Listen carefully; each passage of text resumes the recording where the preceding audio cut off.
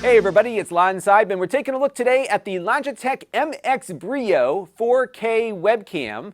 This is their latest top-of-the-line webcam, and I've been a big fan of Logitech cameras over the years. In fact, I'm still using this one that I bought 14 years ago, their C910, which is a great 1080p webcam.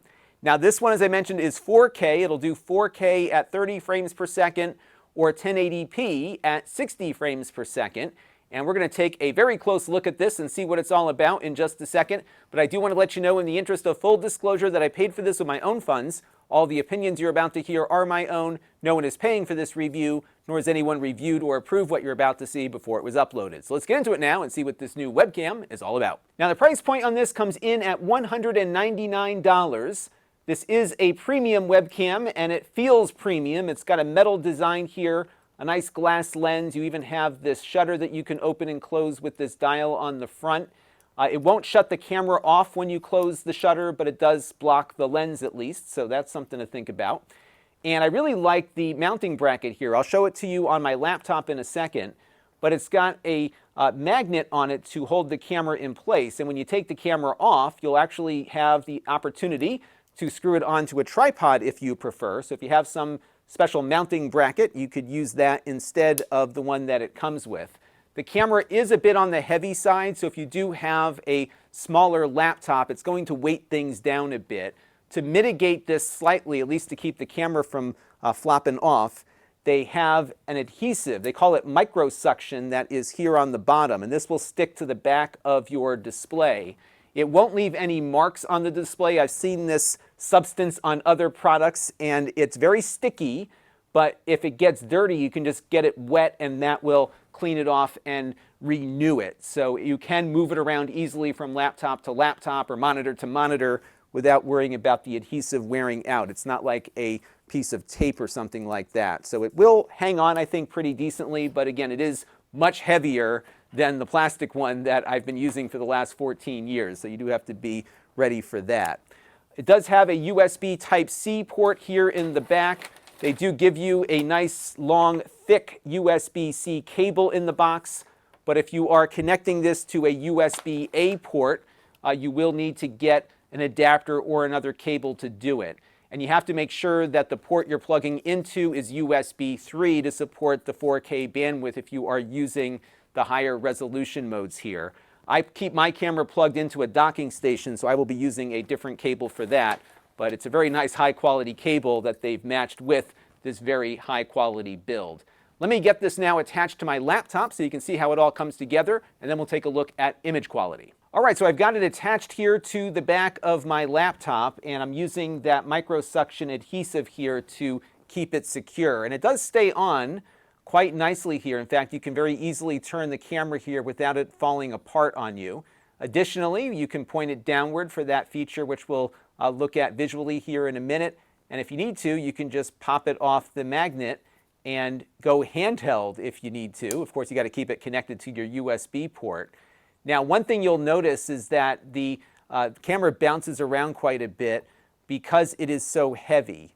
So if you are using a touch screen or something, you will see a lot of bouncing going on. Additionally, I've got like this IKEA desk here, and if you bang on the desk enough, it translates into movement on the camera. So that's something to think about, and maybe a good reason to consider perhaps a more secure mounting option if you are somebody who likes to talk with your hands and you're often hitting the desk when you do it. All right, here is what the camera looks and sounds like. The microphones on this are actually very, very good. That's what I love about my other Logitech camera. I don't have to put on any microphone or set up anything. It just sounds good.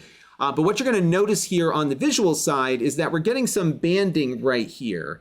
And this is the result of my LED lights in the room. Now, it must be doing something in software to try to reduce LED flicker, but it still needs a little bit of work here. And it could just be the combination of the types of lights that I have in the ceiling, along with the paint on the wall. It's a very white background, and whatever algorithm they're using to try to reduce that flicker is problematic. Now, if I turn off my bright studio lights here, it actually gets worse, as you can see. So they do have to work on this. I'm not seeing this in every room in my house, but down here, it is very apparent. So what you're seeing right now is standard household lighting with me in front of the camera. It actually does a very good job of adjusting exposure here. as I turn the lights back on and gets the white balance reconfigured. But I think they need some adjustment here on those particular settings. Now I'm going to pull up their app here and show you what I'm looking at.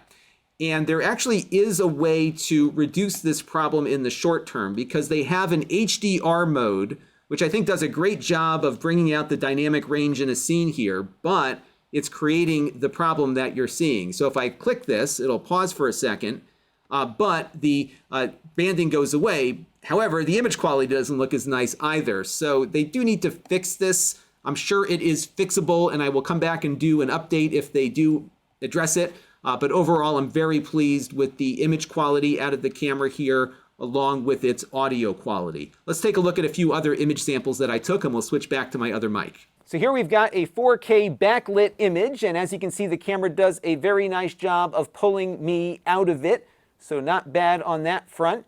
This is an outdoor shot. As you can see, it does very nicely in good light. By the way, all of these are 4K 30 frames per second recordings here. And this shot was kind of a low light example where I had very, very little light, just a little bit coming in from a doorway. So I think no matter what your lighting situation is, this is going to work quite well. I am, though, going to put this last clip up again. Take a look at my hand. You see how it blurs out a bit there? So it will probably lose a little bit of frame rate there, but your face will still be visible for your Zoom calls and all of that sort of stuff. So overall, I found that the camera just works in its default mode, no matter which way you point it. And if you have any kind of light, it should work quite well. But let's take a look at some of the settings that you can adjust so you can fine-tune your image. Now, Logitech gives you two different ways you can manage the camera. We're currently using the Logi Options App, which is for video conferencing, but it also works with their gaming app, which I'll show you in a minute. So here we are in the software. We've got the camera up here. If you have other Logitech products that support the Logi Options software, you can interact with everything together in one place. And when we jump in here, you can see what you've got for different options such as zooming. So by default, it has a 90-degree field of view, but you can go to 78 or 65 if you want. And because it's got a 4K sensor, if you are using it at 1080p, you shouldn't see much of an image quality degradation when you crop and zoom here because you've got plenty of leeway on the sensor. But if you are doing 4K recording and you're cropped in at 65% here, you might notice a difference in the visual quality. You can also do a custom thing here and kind of adjust the position of the camera. Unfortunately, you have to kind of click around here a little bit to get everything situated, but you can do a custom view if you want. Now let me figure out how to get this camera back in its default position, and we'll take a look at a few other things. All right, back on the app now, we've got an option here for show mode, and what this does is it will allow you to tilt the camera down here, and when you do that, the camera will reverse its orientation so you can put things down on top of your desk, or your keyboard in this case, and be able to demonstrate those things to people. And then when you flip the camera back up here, it will reorient itself to the proper spot. Now, I notice with this is that it will do this even if you don't have the software loaded. So I think a lot of the settings that you put in place with the software will get stored on the camera so you can enable those things later. But if you don't want the camera automatically switching, disabling that mode will do that for you. Over here you have your exposure settings. So you can set it to auto exposure with a little bit of compensation if you need it. But you can also turn this off and set your ISO and shutter speed manually. So you have a lot of control here on a granular level for getting things looking right. Also, you have an option for low light compensation. So that was where the frame rate kind of blended a bit in our example earlier. You can turn that off if you want, but of course visuals will be a little more difficult. We did demo that HDR feature earlier. You also have a lot of control here over the white balance along with all of the other settings you've come to expect from a decent camera. So you've got a lot of control here, including the ability to adjust focus manually too. So if you wanted to demonstrate something and lock the focus in, you can do that here as well. So some good options here on the software side. Let me load up the gaming software so you can see how it works with that. The settings are largely the same there, but it integrates with other products from Logitech in their gaming and streaming production line. Now this is the Logitech GHub software, and this integrates with their gaming line of products. So this product can work as a business product and as a gaming product, and it works with both software options for that. The controls in here, though, are identical to what you just saw on the other application that we were looking at. So if you are someone who is embedded with the Logitech gaming ecosystem for streaming, this integrates nicely with that, and you can get it all dialed in here through the GHub app. But if you're using it more in an office environment, the other application will do the same thing. So there you go. That is the MX Brio camera from Logitech. I really like the image quality on this. I think the audio quality of the microphones is great, especially if you plan on using this for meetings.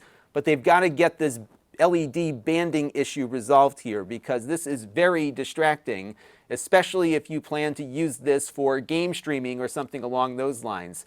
For my use case, which is going to be using this for remote meetings, I think I'm going to be okay, especially if I blur out my background. But it's an issue that they do need to resolve, and I think it's resolvable through future firmware updates. This camera did get an update when I first got it, so I would expect another one to follow pretty soon. It just came out, so I will do an update on this video once those firmware updates are available, and if they're able to rectify the banding situation, I'll be more than happy to do an update on it. So right now, I think it's fine for Zoom meetings, but production folks may want to hold off a little bit. That's going to do it for this one. Until next time, this is Lon.TV. Thanks for watching. This channel is brought to you by the Lon.TV supporters, including gold level supporters Brian Parker, Budley, Hot Sauce and Video Games, Steve Green, and Amda Brown. If you want to help the channel, you can by contributing as little as $1 a month.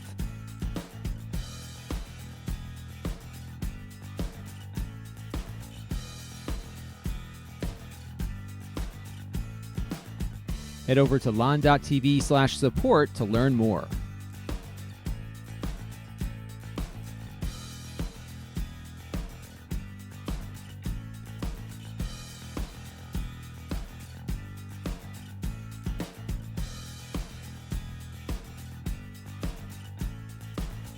And don't forget to subscribe. Visit lon.tv/s.